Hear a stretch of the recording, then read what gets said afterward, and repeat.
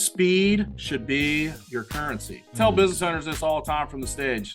If I'm in the same vertical as you, you are going to get beat. Why? Because I care about action and not perfect. You sit there and you commiserate about your brand logo that you just created. I don't know if that's the right color. I don't know if that's the, should I have a vertical slash or should I have a horizontal slash? Like just dumb things, right? Yeah. Meanwhile, I'm over here getting customers, making money, and you're still thinking. Hello. Welcome to another knowledge bomb episode of Lead to Greatness, where we believe in helping others reach their greatest potential and together change the world. Today on Lead to Greatness, we have Guyman. If this is your first time joining us, please consider subscribing and hit that notification bell and hit that like button. This will be greatly appreciated in helping getting out this content to great leaders and great individuals like yourself. Gary is a serial entrepreneur and business owner. His 30-year career span, owning multiple businesses and developing sales and marketing plans to assist other business owners in growing their businesses. Please help me welcome Gary with people, profit, product, and passion.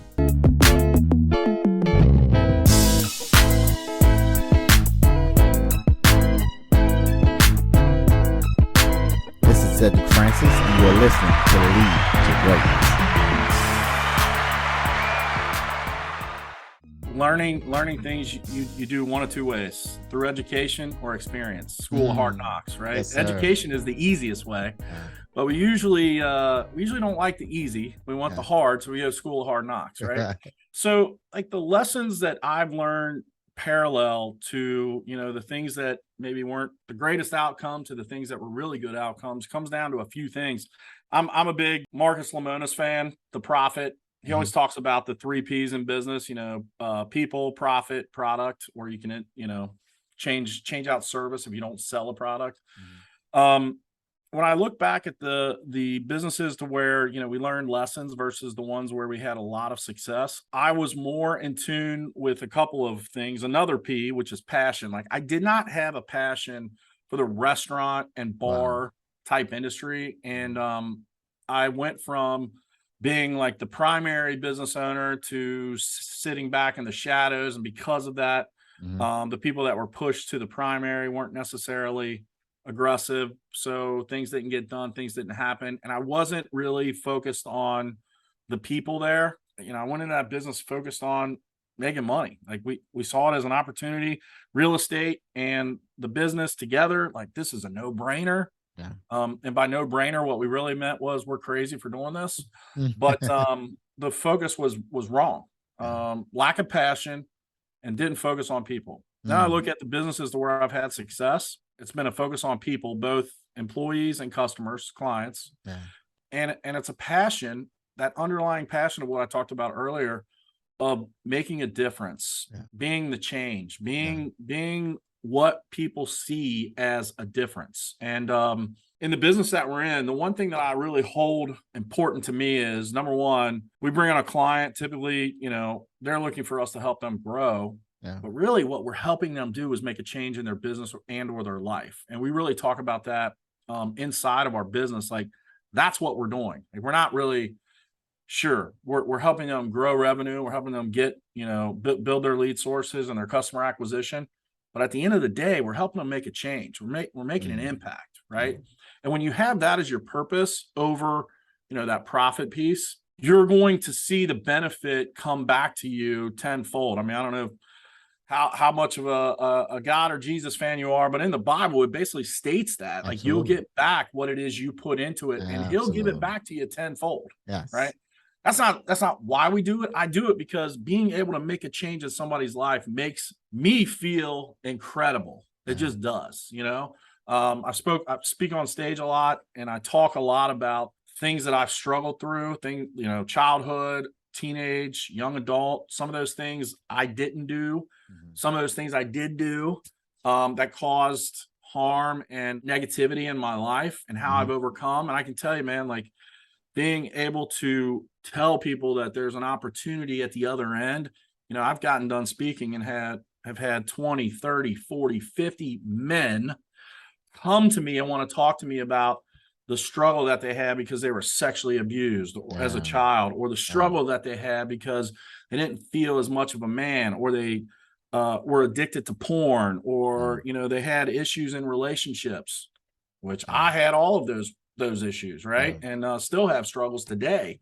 But being willing to talk about and get through them and give a light at the end, man, it makes people want to get just connected, number one, and then you can show them that there's opportunity beyond that. So I think the lessons gained were, number one, being vulnerable, like be vulnerable. Number two, focus on people and focus on making a change in people's lives. And that's really, the lessons when you look parallel, what came out of the businesses that didn't have success, the lessons to the ones that did have success. I had a lot of struggles as a child, being poor, sexually abused, physically abused, those kind of things, right? And so like one thing we do every year, we're getting ready to start, is a big drive to just give kids that are underprivileged as much as possible. Last year we helped like 60. This year I want to help like 100. Amazing. And we just do some really cool stuff around that. So what do I get out of that, right? Like we spend a lot of money.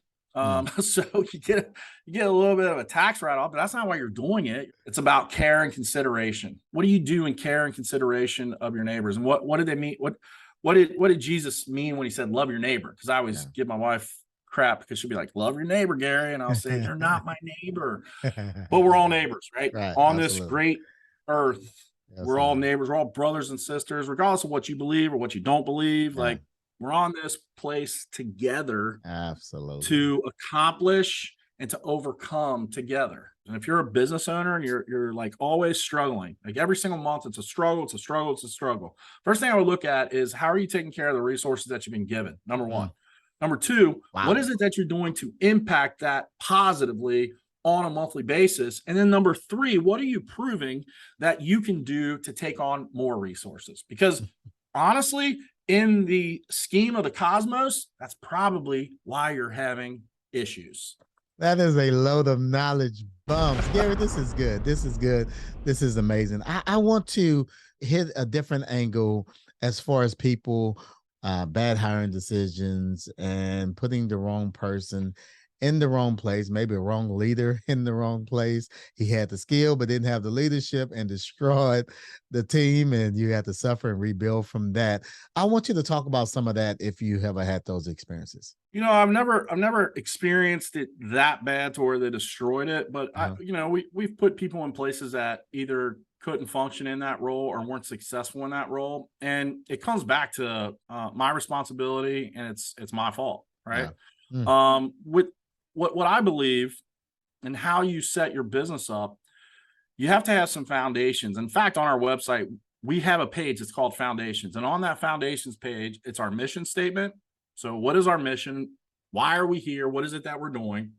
And then what are the core values of our business that we go to we go to market with? And I believe that, if you follow the mission and you are bought into the mission, or you have your team bought into the mission, and then they understand the core values, then as long as you're filling positions based upon mission, core values, and then ability, you're going to be putting people in the right spaces. Now, the issue is having the ability to discern and understand what their abilities are, right? A lot of times we make decisions too quick, or we don't really understand what their abilities are. And so we might get the mission right and the core values right, but then we don't really discern their ability. So I'll give you some examples, or I'll just go through what our core values are. Our mission is to impact business owners and to help them achieve their level of success by growing revenue and improving marketing campaigns. That's what our mission is. That's what we, every day at Dominate Partners, everybody's on the mission to achieve. And then we have 4 core values. And I believe with your core values, you got to keep them succinct. And so in that vein, like things like integrity, character, honesty, like those aren't core values. That is required. Those shouldn't even be mentioned about core values, because that should be required of you. Right? So our core values go along the vein of how we interact with our customers, as well as what it is we do internally. So like number one, we make digital easy. So what does that mean? What that means is the customer calls in, they have an issue, a question, a problem. We don't tell the customer to go solve the problem. We solve the problem for them, right? So as easily as possible to do business with us, communicate with us, see results, that's what we do. Our customers aren't the professionals. We're the professionals. Professionals know what to do and why to do it and when to do it and how to do it. So we make digital easy for our customers. Number one, that's the number one core value that we discuss. Make it easy. If it's hard for the customer, why the heck they want to do business with us, right? Next core value, we respond same day. So what that means is you email, you call, whatever, we have a communication to you same day. And actually everybody internally knows that same day means within the hour. What's the worst thing happening when you buy something online and then you can't call someone and talk to someone about a problem you're having? It's horrible, right? And I hate that. Whenever a company makes it hard to return or get money back, like that tells me you shouldn't do business with them. Like Amazon makes it very difficult for me to go into a Walmart because Amazon makes it easy. Walmart makes it hard, right? And so we respond same day. That's core value number two. Number three, we solve problems. So what that means is we don't make excuses. We don't try to find blame. We don't we don't give reasons. We fix the problem. We solve problems. And the result of every communication should be to solve our customer's problem. And then finally, my favorite core value of all, and this has been a core value with our company since I started this company 5 years ago, and that's production over perfection. So I tell business owners this all the time from the stage. If I'm in the same vertical as you, you are going to get beat. Why? Because I care about action and not perfect. You sit there and you commiserate about your brand logo that you just created. I don't know if that's the right color. I don't know if that's should I have a vertical slash or should I have a horizontal slash? Like just dumb things, right? Meanwhile, I'm over here getting customers, making money, and you're still thinking about your logo. Or you're looking at your website. I don't know if I put the right words there, and your website, like it still doesn't get pushed live because you just don't know if that's the way you want it or not. Meanwhile, my website's live. I got customers coming to the website, giving us phone calls because speed should be your currency. If you ask a business owner, hey, what separates you from other businesses in your industry? Look, unless you're creating something that no one has ever created before, and unfortunately, that probably isn't going to happen. You're probably doing something that someone else is doing. You can't say things like, oh, well, we have great service. We provide quality service. We do this, we do that. No, your currency is speed. How do I know this? Well, go back to Amazon. Amazon is what it is because it can deliver stuff very quickly, right? They make it easy and they get it to you quickly. So speed has to be a currency that is the value of your company. Like why should someone do business with you? Because we can deliver results quickly. We can do it quickly. And I believe that in your business, if speed is not a currency, it doesn't necessarily have to be the currency, but if it's not part of your currency, and what's currency? Value. If it's not part of that, then you really are presenting values that aren't anything. They're just goals or dreams or figments, right? Where speed really has value. How fast you can deliver something has a lot more value than anything else. Why is Tesla the number one electric car manufacturer out there? Because they went to market quick and hard. Do they have some issues and mistakes along the way? Sure.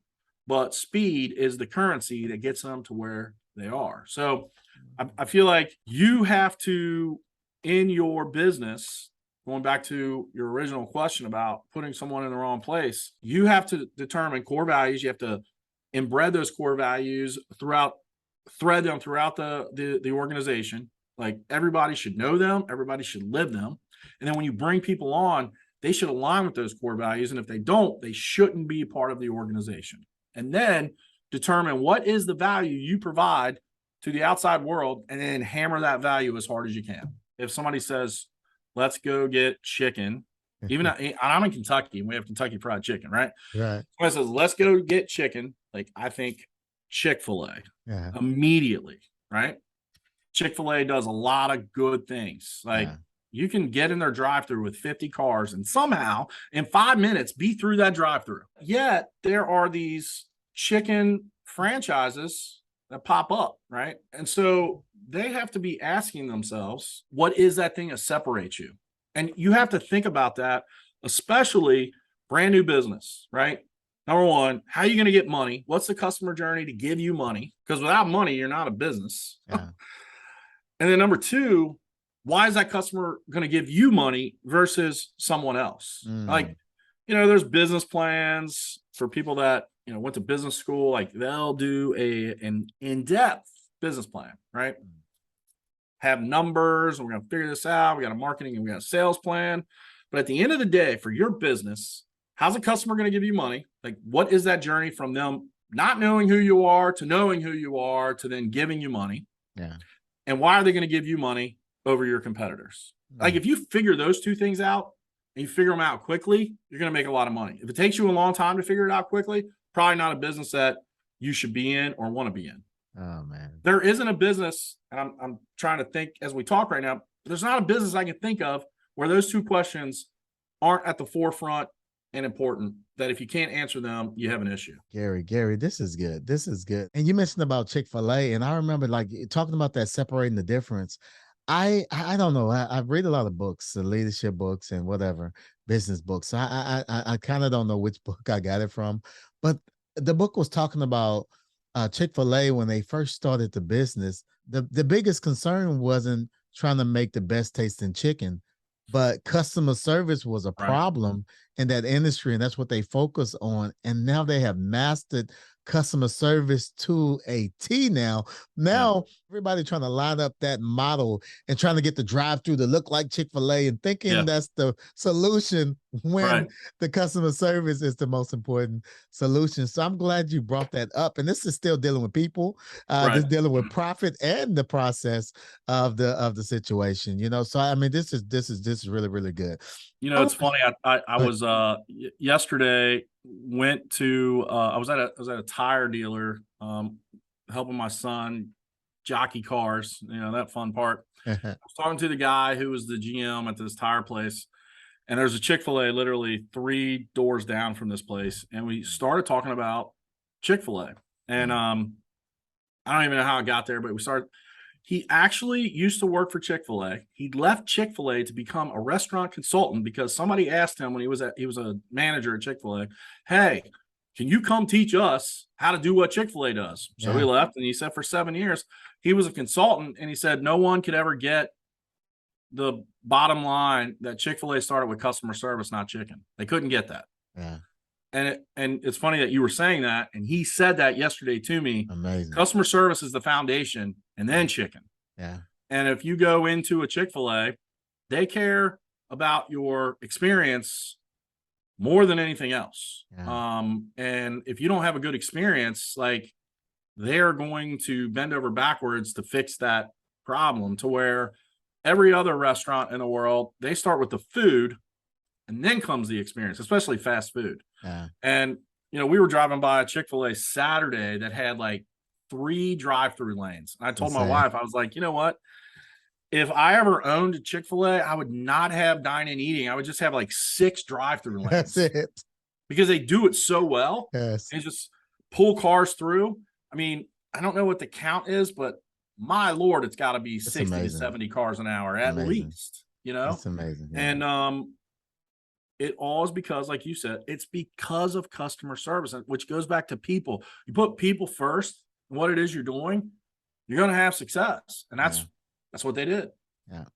Yeah. And that lets you know that people care more. I mean, we do, of course, we want a good tasting sandwich as well, but we care more about the way we feel, the way people treat us, than actually the taste of the food. Because I've been to some places that has some amazing food, but their customer service was horrible, and I never went back.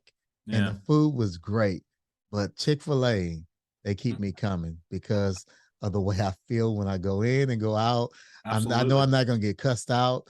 I know me and my family are going to be good. I know I don't have to cover my kid ears. I know everything's going to be well when I go in and when I leave. Yeah.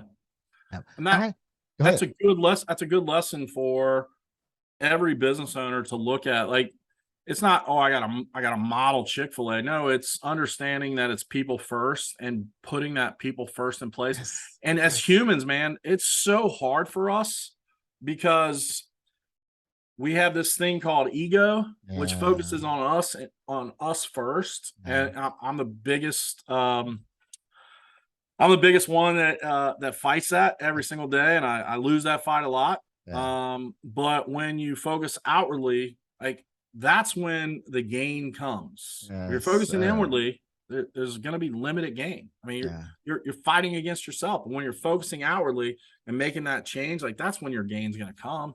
Yes. I want to switch because you are an author, and I want to talk about your book, Dominate Your Market. What inspired you to write this book and why? Two things. One, I was going to be a keynote speaker at a conference, and somebody told me, "Hey, what are you going to go with and leave people with?" I don't know. I really hadn't thought about it in terms of something physical. And he was like, "You should write a book, man. What is it that people always ask you?" And the biggest thing I get asked is, "Hey, like, what should I do? What should I do to promote my business?" And so the keynote was like in September, and so in July I was like, I'm gonna write a book. And which the crazy part is, I got the book done and printed and to the event, but I decided to write the book answering what should I do. And we did it in a 90-day period. So every day, 90 days, dominate your market in 90 days, tells you what you should do. It's focused on home service and service type businesses, but what it is you should do every single day for 90 days to help grow your business. And I've had people follow it. They told me, "Hey, this helped me generate 20 grand in revenue. This helped me generate 50 grand in revenue, help me generate 5 grand.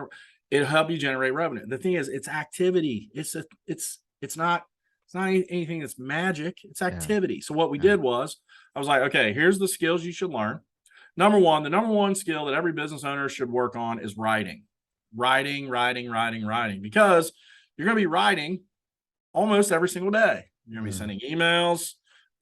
You may be writing SOPs. You may be giving instructions. Like, you're going to be writing. So what I tell everyone to do is write 300 words a day, first thing every morning. And so, like, if you look at my notes app inside my phone, I've been writing for 5 years, almost every single day. My general notes folder, like, I cannot find anything in there unless I sit down at my laptop and actually go through it, because on my phone it's too small. That's how much content I have. And I don't just write about my business. Sometimes I'll write about stuff that's happened. Sometimes I'll write about an idea or a thought, write about business as well. But it's just getting in the routine and the habit of writing every day. So that's the first skill that I talk about that everybody that owns a business should be working on every single day, is writing. Next skill, posting on social media and being consistent. Like, I hear people all the time, they'll be like, "I'm not getting any business. What should I do?" Okay, how many times a week are you posting on social media? "Oh, I post a lot, 3 times a week." Okay, well, that's garbage. You should be posting 3 to 5 times a day, right? You look at people that have followings, and I'm talking about millions of followers. They're posting every single day in the feed, on stories, on reels, because social media platforms are only going to give you a 3 to 5% reach of your followers. So if you got 1,000 followers and you post one post, 30 to 50 people see it. That's it, right? They do that because they want you to spend money on ads to have more people see it, right? They're a for-profit entity. They know how to suck you in to get you to spend money. So if you want more people to see it, you got to post more times per day and be consistent. When I was a kid, we used to get this thing called a TV guide every Sunday. It came in the paper. Pull the TV guide open, see when your shows are, if they added any new shows. But your show was the same time every week on the same day. Yes. Right? And you knew on Thursday night at 7:00, this show was coming on. Well, that's the way social media works as well. If you constantly release content at specific times, like your podcast or a YouTube video or a Facebook Live or an Instagram story or reel, then that gets built into the algorithm. And if people are watching it and seeing it, then they can start seeing more of it, and more people will start seeing more of it. So consistent. So like posting more often, and then being consistent in posting. And then this is the biggest problem that business owners have, because they can't get past this. Quit posting garbage about your business, because no one cares.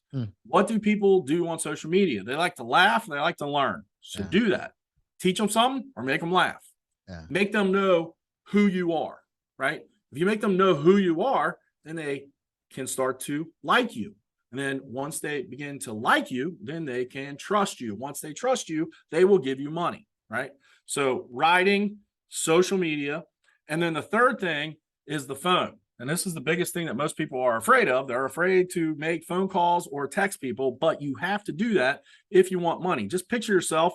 If you got kids or it's you haven't ate in 3 days, and the only way you're going to eat is if you pick the phone up and you call somebody, ask them for food. You'll pick the phone up. Well, you have to learn how to use the phone to your advantage to make relationships with people that have connections to the people that you want to buy from you. So for instance, in home service, your end client is homeowners or property owners. So who are affinity relationships?